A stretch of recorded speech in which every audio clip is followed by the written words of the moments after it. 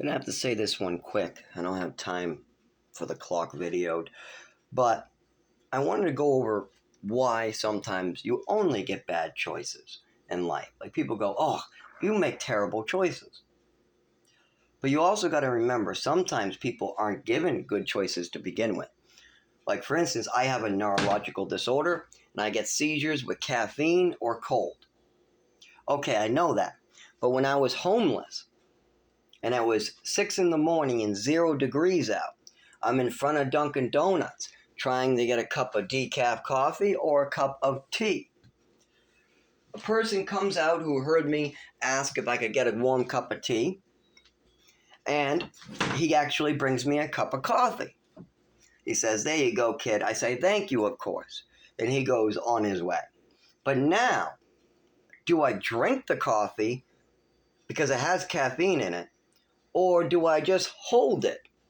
Well, if I want the cold not to hurt me, I need something hot inside of me to warm me from the inside out, like a radiator. So hot water would work, hot tea would work, any hot liquid would work. But I am living outdoors and I cannot make any money whatsoever. I'm not allowed to work. Doctors aren't giving me documentation.